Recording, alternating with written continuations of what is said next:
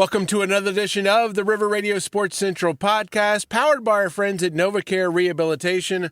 Alongside Matt Varney from 103.5 ESPN, I'm Darren Kinnard, and we continue to press on as we get more towards the middle of October. We mentioned last week about how it's kind of the downhill slide, final third of the regular season for high school football. We're headed to state for golf. It's getting there. Yeah, this is always the exciting time. As you said, postseason action happening in most of the fall sports.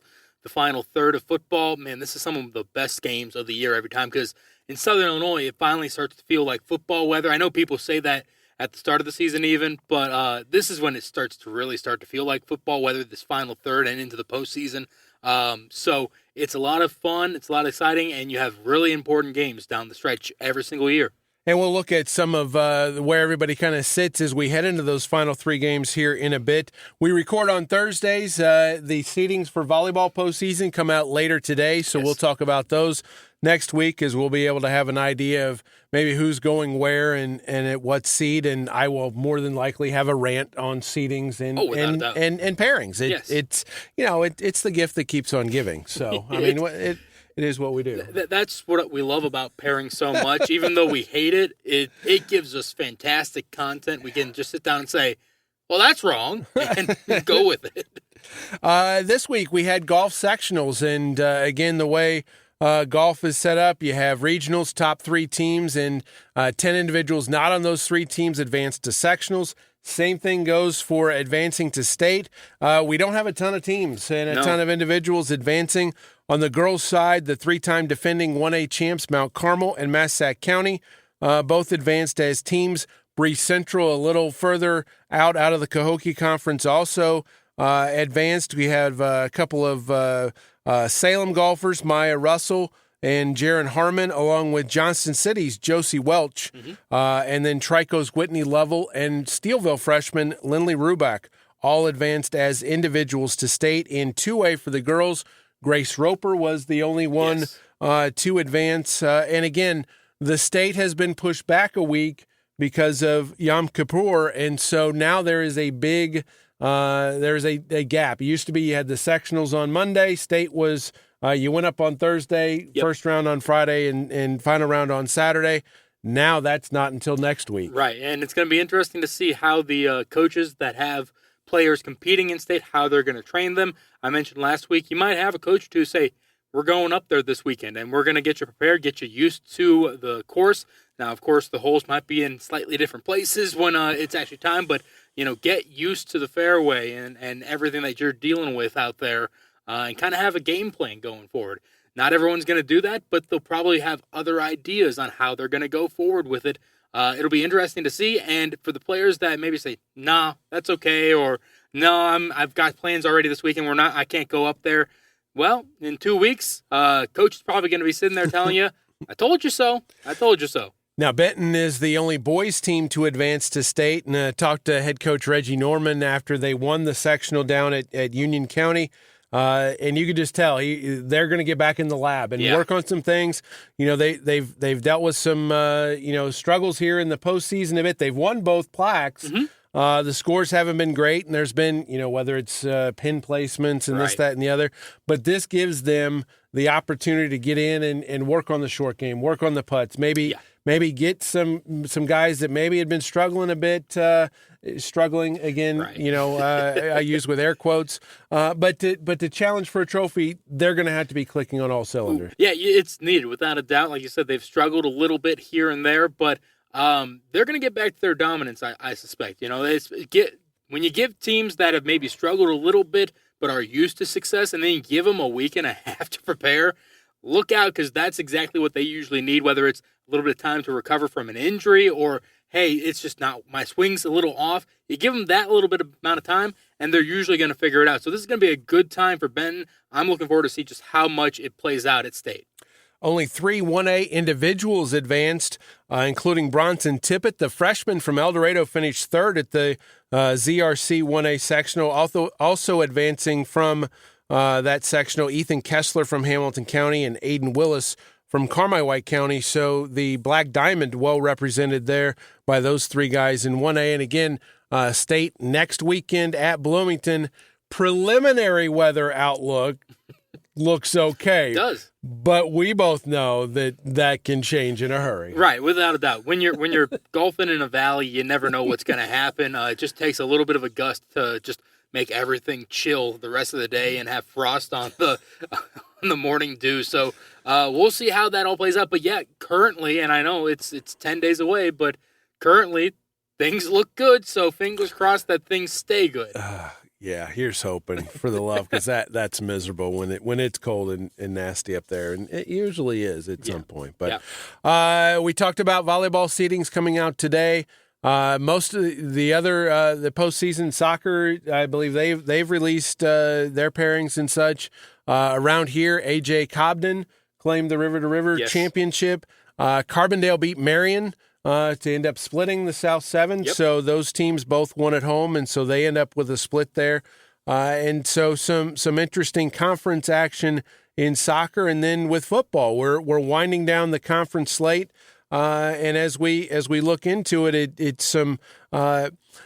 How should I do this? Week 7 is kind of the appetizer. Week Correct. 8 is for guys like us that have been looking ahead, and you start looking at all of the conference title matchups next week.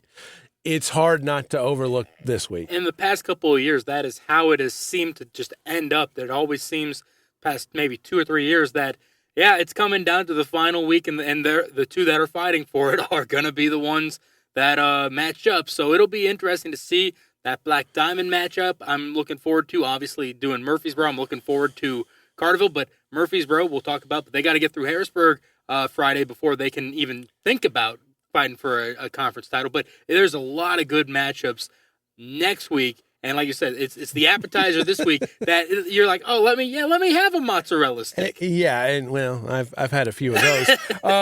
But we'll start with your game, because that really is probably the best game when you look at where teams are standing. You've got 5-1 Murphy hosting 4-2 Harrisburg. And Carterville went to Harrisburg last week and won. So this is Harrisburg's shot to be able to at least get a part of the conference championship if they can take care of business, but it is on the road. Right, exactly. It's on the road. Harrisburg has to win to get a share at this point, and then they need to hope for Murphy to win the week after. So it's a big task for Harrisburg this week to go on the road.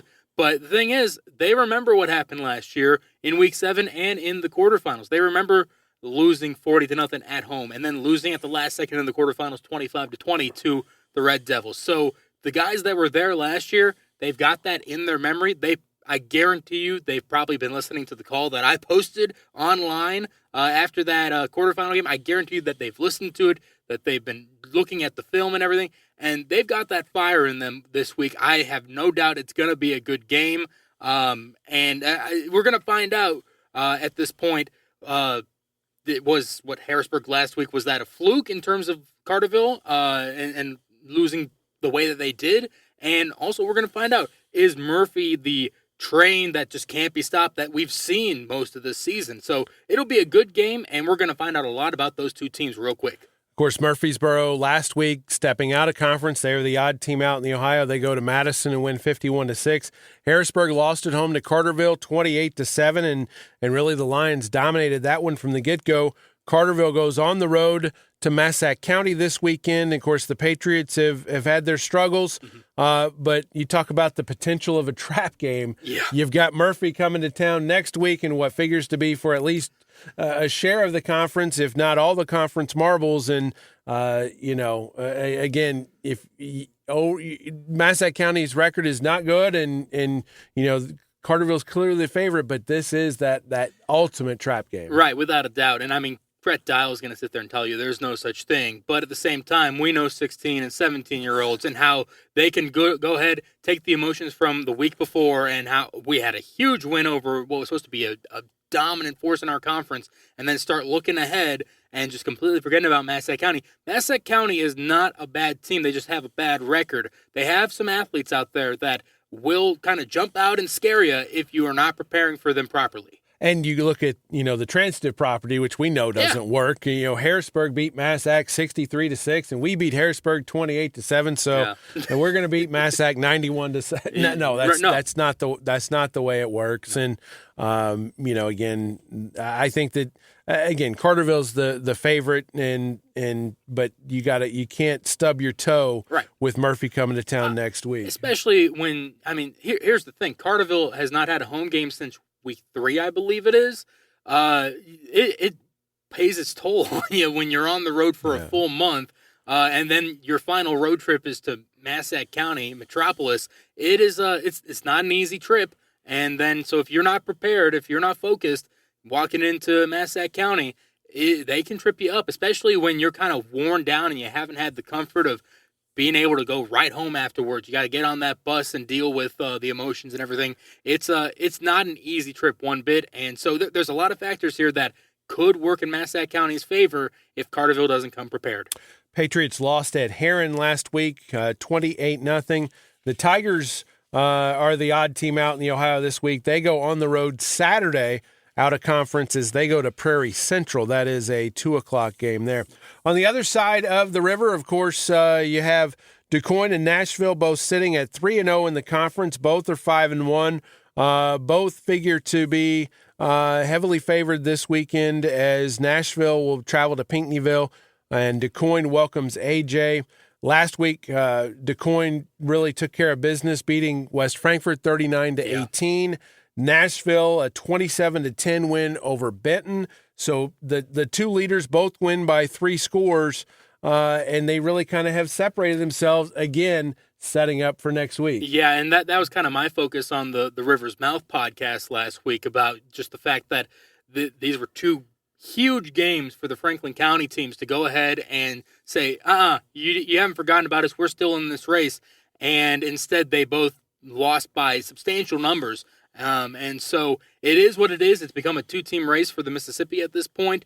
But the Franklin County teams, man, they love to beat up on each other. This week's game is going to be a lot of fun between. I looked at that as you mentioned Murphy Harrisburg as being potentially the game of the week.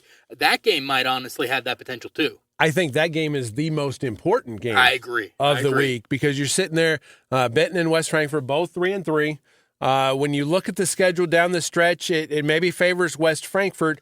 You don't want to be in that situation where you have to win those final 2 weeks, and the loser of that game is going to be in that boat. Yeah, without a doubt. And here's the one thing I'll say, kind of analysis for the game. I've talked about it a couple times doing this podcast. Benton this year has fantastic run defense. Their defensive line especially is terrorizing to other teams. If you don't have someone that can really throw the ball and receivers to catch the ball, they're going to give you a tough time. And what does West Frankfort base their offense around? Running the ball to the outside, which I can go ahead and kind of transitive property this because they have similar offenses. Murfreesboro tried doing that with Tyjair Kellum. It didn't work. But Gibson Fager came to the rescue with a couple of deep passes.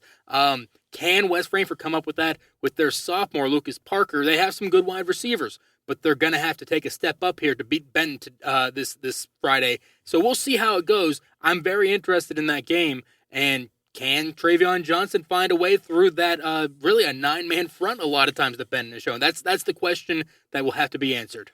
The other major game with conference implications this week in the South 7 as conference unbeaten Cahokia goes to Centralia. The Orphans coming off an impressive win at Marion last week. Cahokia took care of their business at home against Mount Vernon, shutting out the Rams 28-0. But Centralia, and I saw that game firsthand, and very impressive, very young. Yes. And man, what a showdown! Right, and it will be essentially for the conference title. Right. For Cahokia, it almost feels like that meme of the Grim Reaper kind of knocking on doors and just keeps going down the line. Right. It just every single week it's been like, well, if this team beats Cahokia, then they're right back in it. They're right. They're in the driver's seat. This is Centralia's chance. I mean, truly, because they started conference late compared to everybody else in the South 7.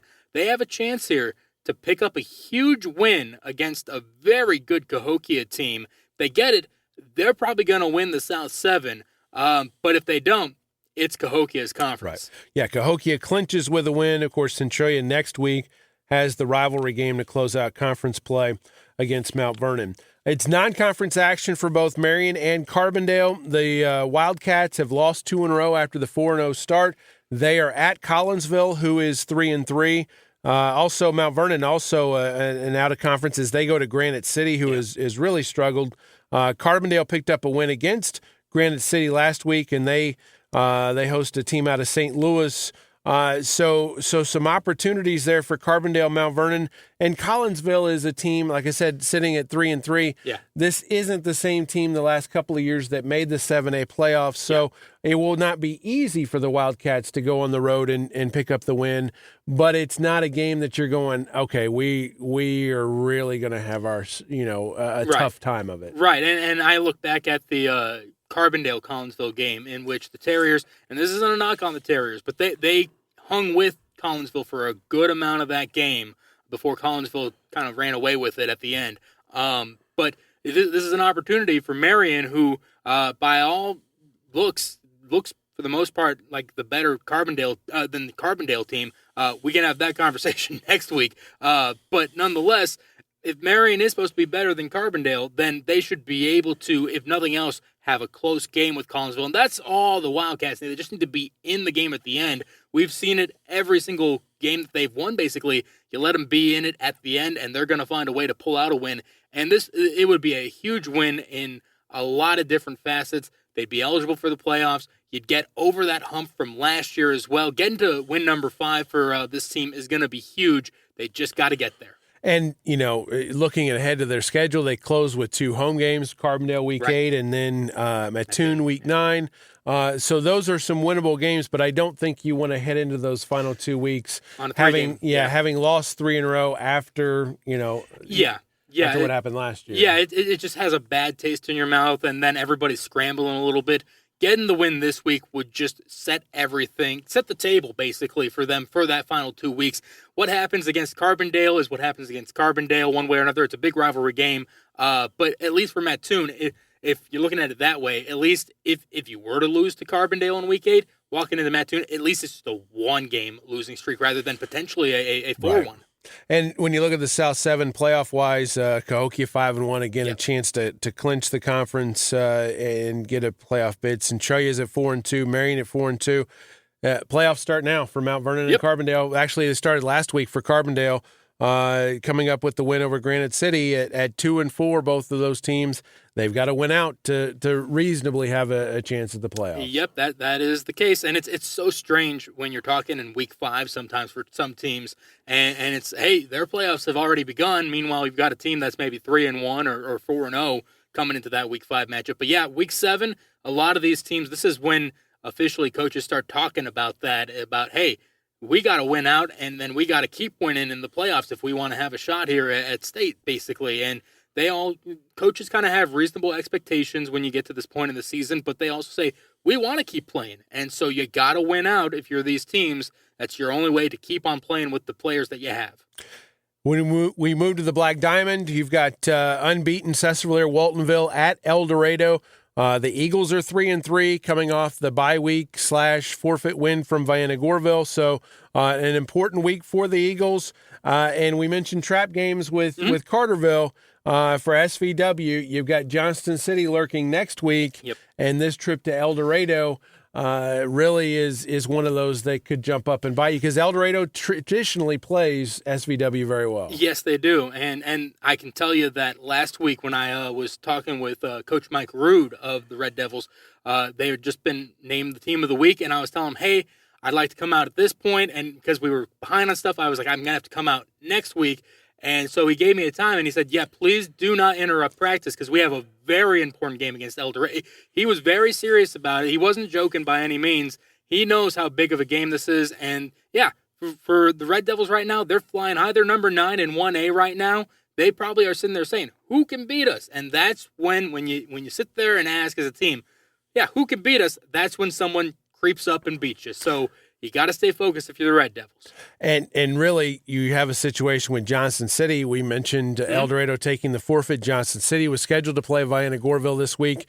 Instead of taking the forfeit, they added a game, and they added Dixon, who is unbeaten at 6-0, ranked second in 4A, coming to town, and that's the AP rankings. Yep. Johnson City, I believe, 5th or 6th in the 2A rankings, and so this is an ambitious game. It is. And again, a tip of the hat to the Indians for going out and getting a game. This is a game that is going to help them down the road. Without a doubt. And I'm sure Todd Thomas didn't know that Dixon was going to be where they are when they scheduled them, but it worked out, and it's a huge preparation type of game. It gets you in the mentality of this is the type of team you're going to see if you play Johnson City football like you have the past couple of years. You're going to get deep into the playoffs, and when you get deep into the playoffs, doesn't matter what level you're at, Dixon is the type of team that you're going to run into. So it's good to get that experience now,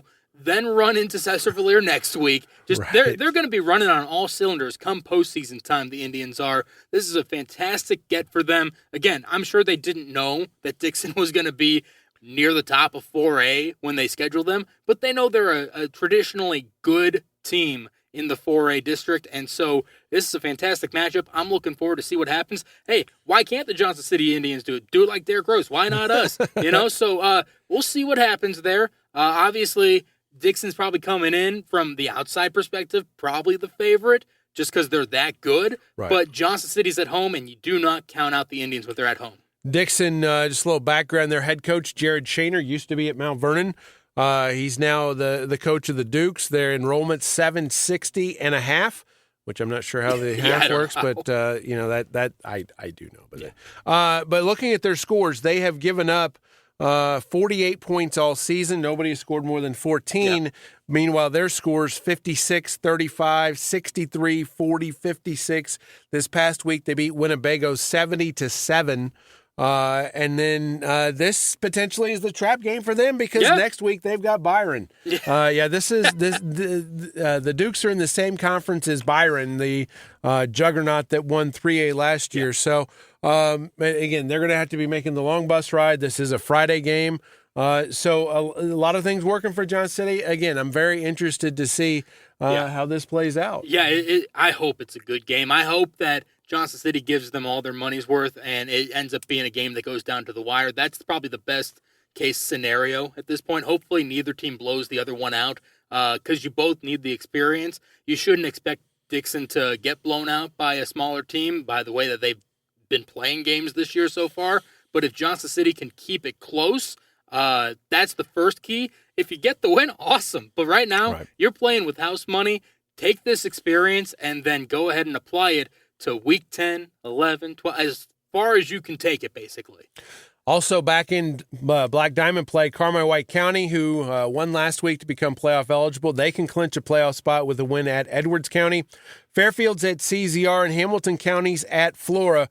Fairfield, Flora, and El Dorado, all 3-3. Hamilton County sitting there at 2-4. Mm-hmm. So you see, those are the teams that they really, these are the must-win times. Yeah, without a doubt. I mean, we already talked about it in terms of this is about the time where coaches start telling their players, our playoffs have already begun, and lock in, because if you lose, then it doesn't matter that we have 2 more games left.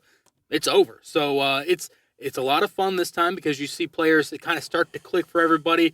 All the playbooks are all implemented for the most part. They still have some secrets, of course, these coaches do, but it's all kind of clicking. They've been doing everything for now 2 months, and it's do or die time at this point. So a lot of these kids, not that they aren't playing to their hardest up to this point, but when they're told, hey, if we lose this one, it's over in 2 weeks, you usually see a lot of these players say, oh, yeah, okay, I'm going to go to that next level. And they usually reach that next level then, and it's really cool to see. Cahokia, Illinois action. Chester clinched a playoff spot with a win last week. The Yellow Jackets are unbeaten and ranked 7th in 2A. They are at Dupo this week, and Dupo, one of the maybe surprise teams in the conference. Yeah. They are 4-2 on the season. Redbud also 4-2 is at Westland. Sparta's at Carlisle. Mississippi side, Bree Central. This is a team that is now ranked number 1 in 4A. Yeah. First time they've ever been ranked number 1. And this is the conference title this week as they host Roxana. Both teams are 3-0 in the conference. Roxana comes in 5-1. and so that's that's a Week 8-esque type game in the Cahokia, Mississippi.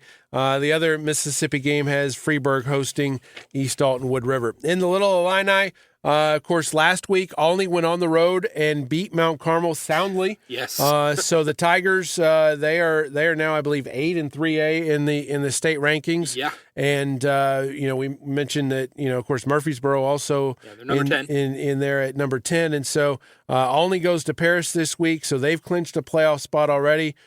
Casey Westfield is also in at 6-0, and this week Mount Carmel at 3-3 has to go to Casey, and so this is some uncharted territory, at least for several years for the Aces. Yes, and I've been talking with a couple people this week about it, and they've kind of asked the question that we were already asking weeks ago about what happened with Mount Carmel, and we kind of boiled it down to they found out that life without Blaine Siston is a little bit harder, and they course corrected, of course, but then last week's loss to Olney kind of sets them back a little bit. Instead of looking at 4-2 and we're almost there, instead they're sitting at 3-3, and they basically got a win to make sure that they make it into the postseason. And this is a team that their better days are ahead. Very young squad for the Aces, and so there's a learning curve this week. We mentioned the non-conference games.